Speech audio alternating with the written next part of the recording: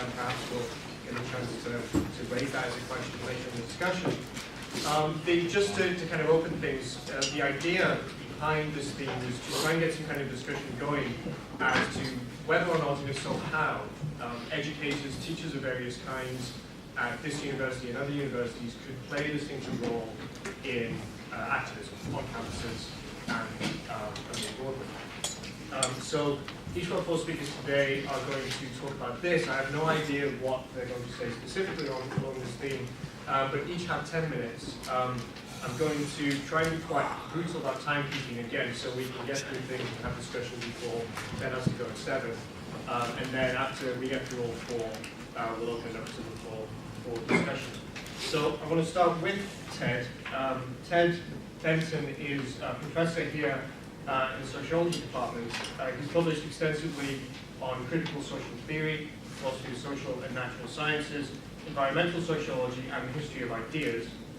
This work has included a critique that he was working on in the 80s of structural Marxism, including Althusser, and contributions to thought about environmental and ecological politics. And that includes work on possibilities of what you might call a green Marxism. And that's just a small sample of the stuff that Ted is very well known for. I'll hand over to him now. Okay, well, it sounds like quite a lot of stuff. It's nice to see so many people here to discuss this question. And just in relation to the title that was mentioned by your chair, by Matt, I want to tackle it as a much broader question of the relationship between education and politics. And well, I should say that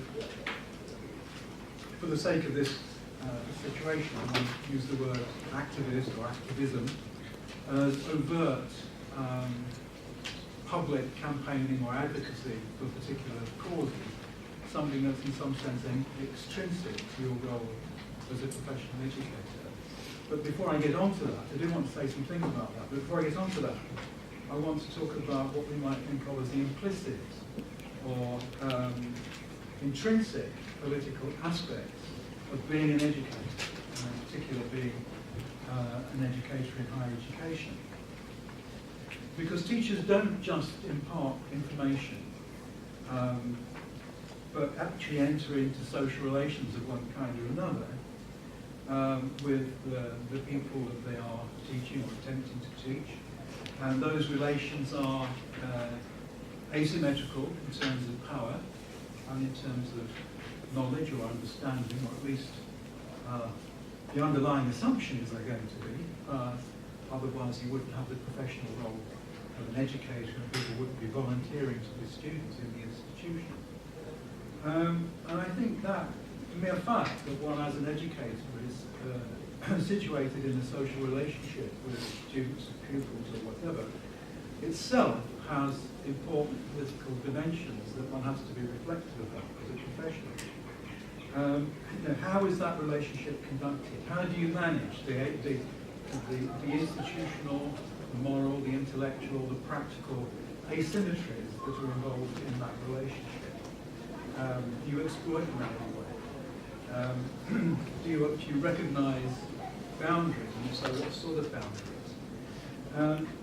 So a couple of things I want to say arising from that. I mean, the first is that teachers, and for that matter parents or other adults that young people come into contact with, have a formative influence over the development of their outlook, the development of their sense of self, their self-respect, their self-worth, their attitudes to society, and so on.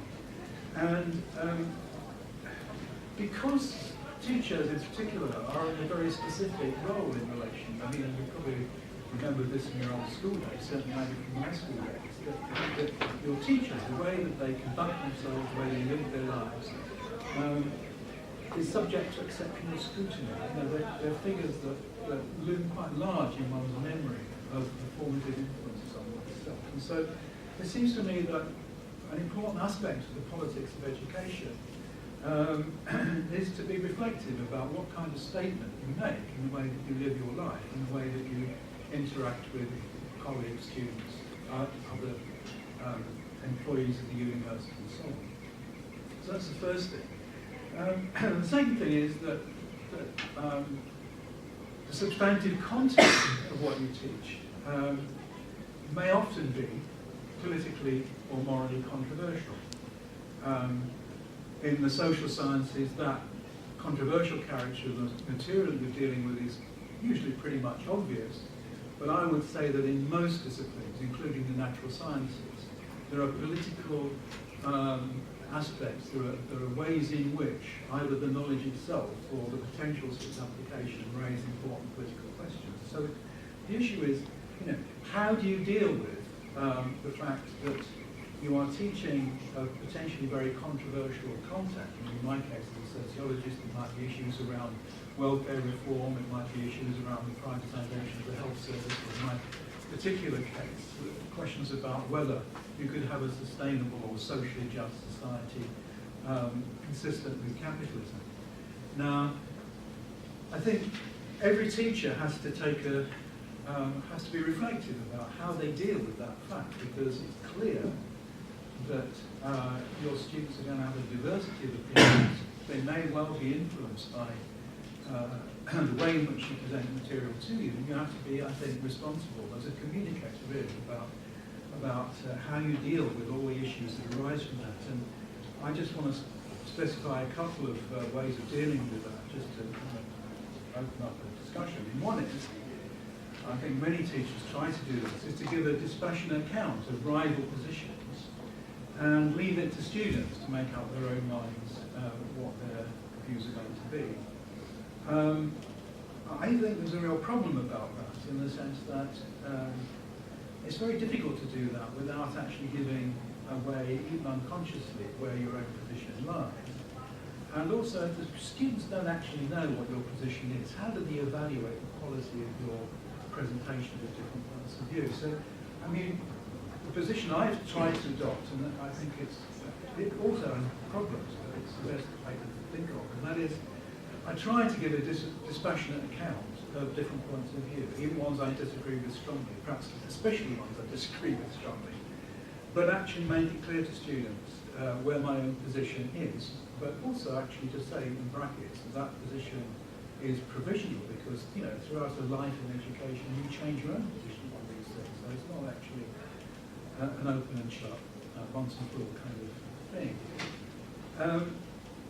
But alongside saying where you stand, I think it's important to say that you respect and you welcome discussion and disagreement and so on, and to at least claim that no one among your students will actually be disadvantaged in exams or in essay writing and so on by disagreeing with you. And I mean, you just have to hope that there's a sufficiently trusting relationship between students and teachers for that to be taken as at least an honest intention.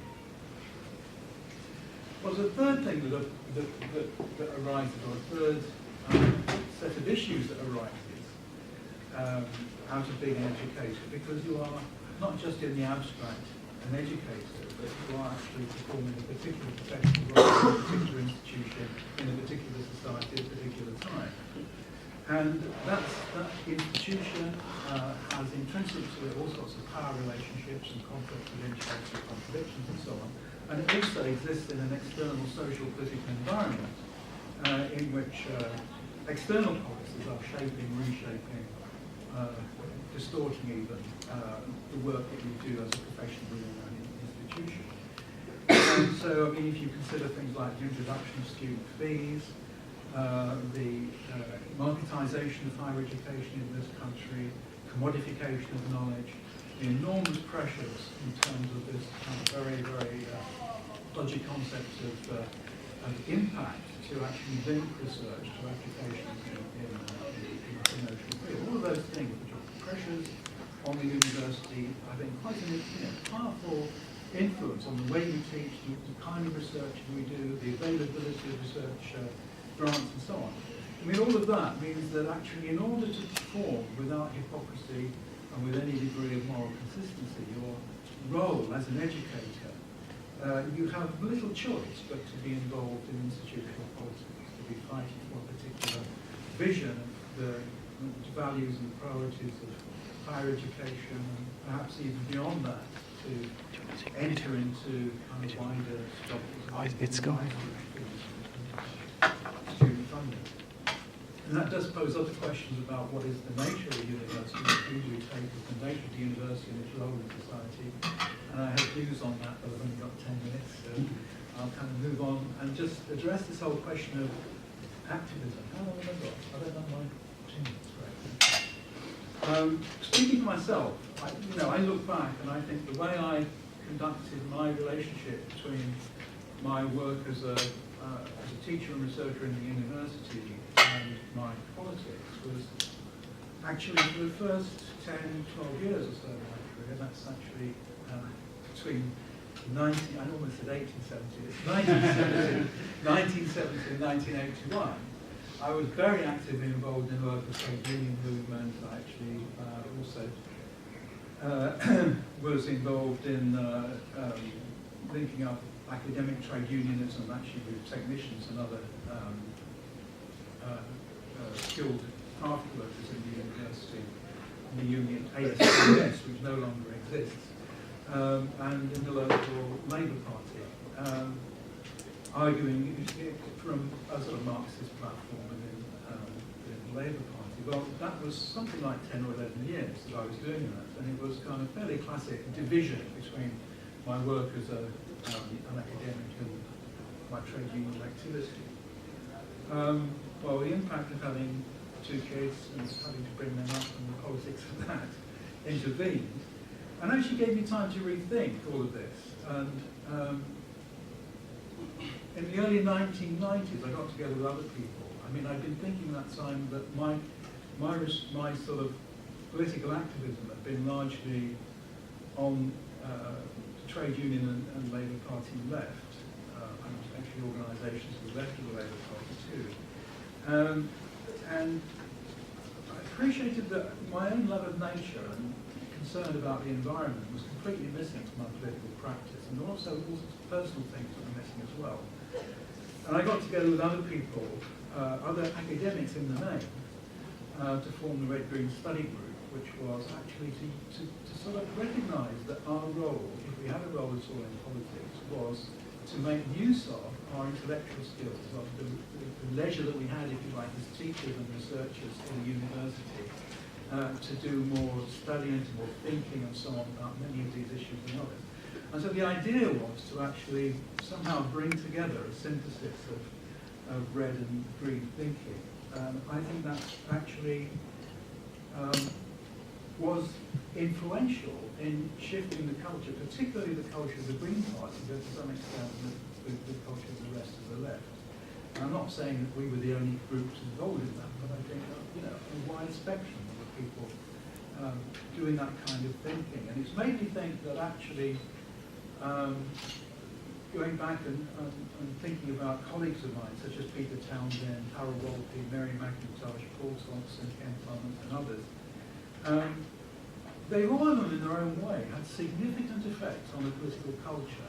I mean, in the case of Peter Townsend, for example, his new way of thinking about poverty in terms of relative deprivation and poverty being excluded from core aspects of one's society and culture. All of that seemed to me to suggest that perhaps the most important thing that academics can do in relation to the broader political sphere is to use their research time, to use their intellectual skills and so on, and their capacity for communication to intervene in the wider culture. But the kind of activism that I was involved in those sort of first 10 years of my career, I would now, I wouldn't dissuade anyone from doing it, but I think I might have, I think now I have a kind of clearer sense of what distinctive role academics can and should make.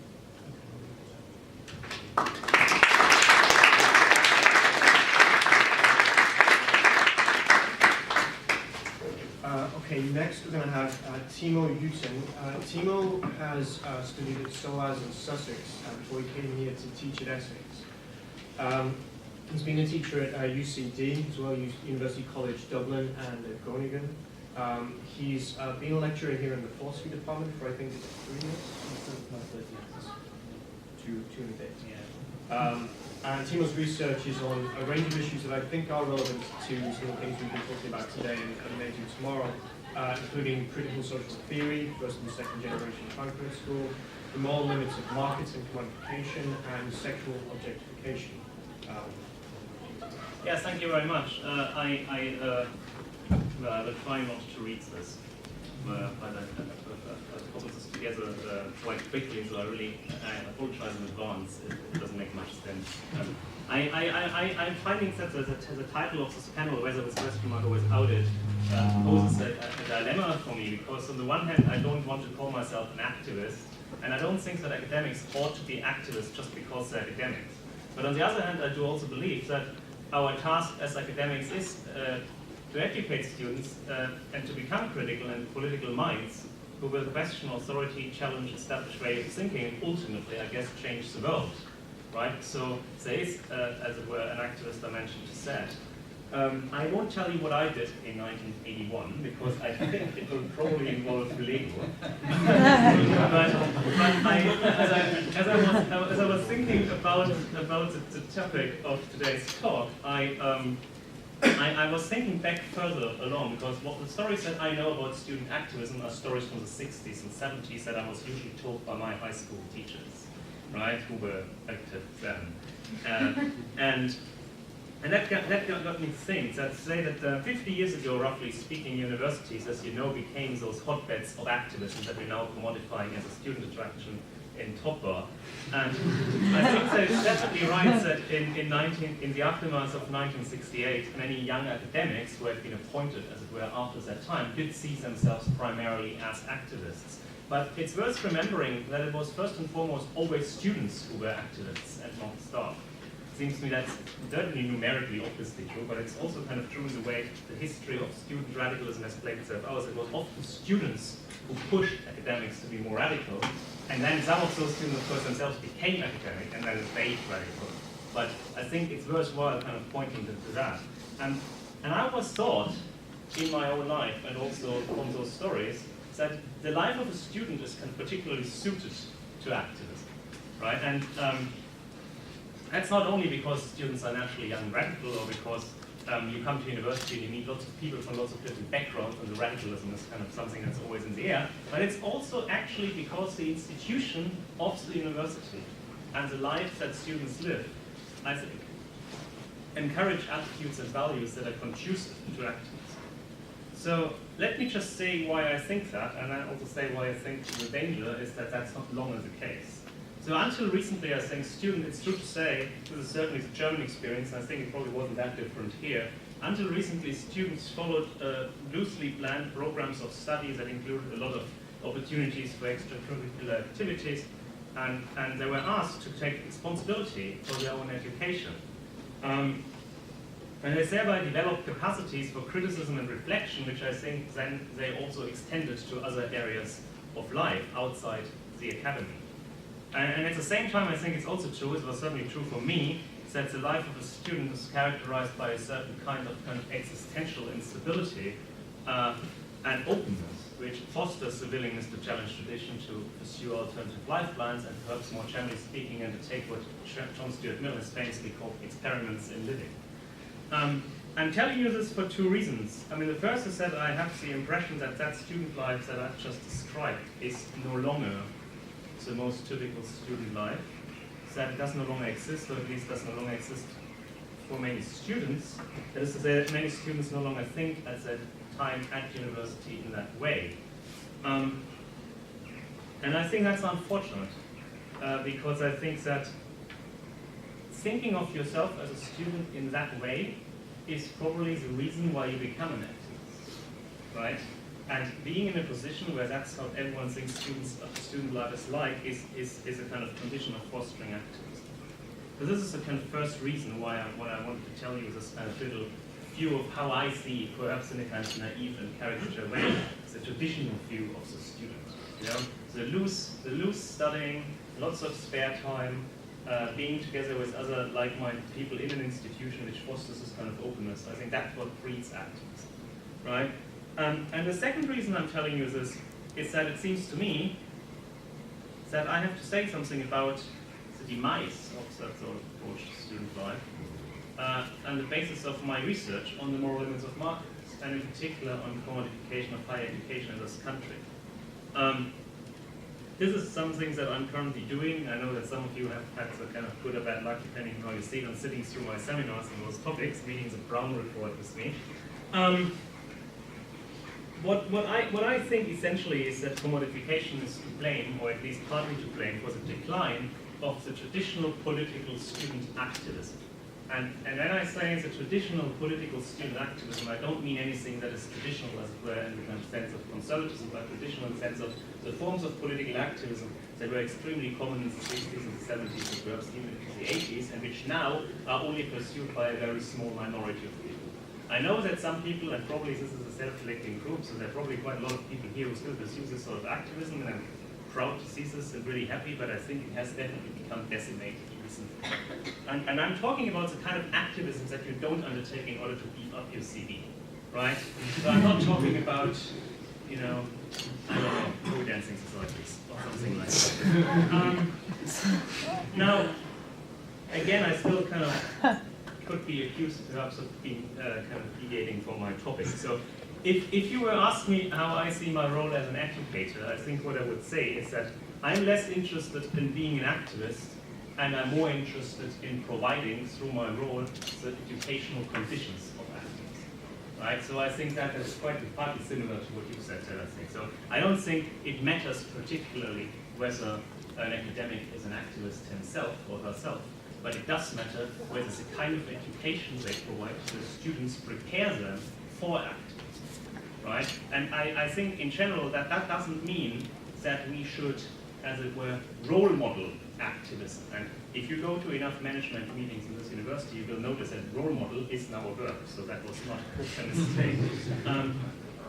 But you don't have to do that, right? The kinds of things, the kinds of skills and capacities that you foster in your students if you engage in a certain way of teaching or thing, are the kinds of skills that will also stand you in good stead in becoming activists and then having a particular view of the world that is critical and questioning. And that's really what's needed, it seems. And that's what I try to do with, perhaps mixed success. I mean, I want to kind of give students reasons to think about how their own lives are changing as a result of the world we're living in. And one of the things that I'm particularly interested in is to say, do think about the way in which your life as a student is configured by the kind of social and economic ways in which university study is today organized. This is not that easy for you because obviously you have not studied before these were introduced, so you cannot really know what it was before, but you can perhaps imagine what it was before, or perhaps you've heard stories about how it was before, or you perhaps have read about how it was before. And that's, it seems to me, that's really quite interesting because, as I said, I think the university as an institution is particularly well placed to foster activism because as an institution it is open in certain ways. And what I want to suggest is that openness is under threat through commodification in particular ways. So the easiest way of summarizing that problem in the form of a thesis is to say that I think that the role as a student, which I really think in the 70s or 80s you could sociologically nearly determine as a specific social role, right, is being normalized in the sense that it becomes approximated to a customer or a consumer. I think this is what the most recent kind of reforms in higher education do essentially. They basically say, you're a consumer, you're what's called a customer, an education customer, right? And that approximates your life to just what the life of a customer or consumer is like regarding what it is that you're consuming. So one of the things that Tom and I are currently teaching in a joint seminar, possibly law we're teaching, is that you can draw a very important distinction there between a consumer and a citizen.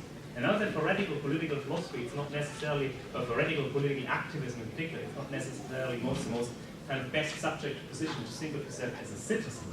But I always thought that the idea of education for citizenship had a certain kind of radical bent to it that one could use. And I think that's really undermined when you think of education as a commodity. In particular, I want to suggest that when you are a consumer, you're basically aim to satisfy preferences, and your critical scrutiny is directed at the discrimination between product choices, and you're not reflecting on the origin of those choices, or the quality or otherwise of the choices offered. And in the wake of the Brown report, I think this has entered higher education. You know that the university is now trying to kind of organize itself around a set of targets, which they call key performance indicators, and they're very important things, such as, you know, the number of contact hours, the degree outcomes, or employability. Right? I'm not saying that employability is not important, but what I guess I want to say is that they do distract you from the more important issues that students should also concern themselves, right? You could now ask me what those things are, and I'd probably be a bit embarrassed because I ran out of time around this time of writing this, so I didn't kind of spell it out in a lot of detail.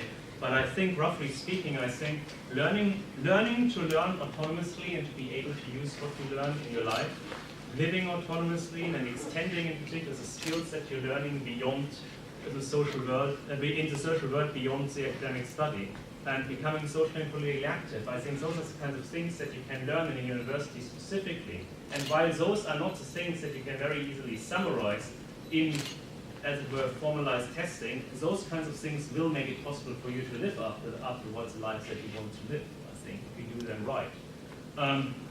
But they also make it the case that, what I said earlier, that the life of a student is particularly well suited to being an activist. So 50 years after the early beginnings of the student protest, the life of a student is still unstable, but now it is financial instability, and it's coupled with vague expectations that university is a lot like school, and that the price of all the hard work that you're doing may be a job, maybe, right? And if you don't think that that's enough, then you have to kind of ask yourself why it is that university education looks a lot more like school every day, and that you don't seem to find that kind of life-changing, really inspiring kind of critical attitude and wish to kind of try out alternatives that people used to pursue.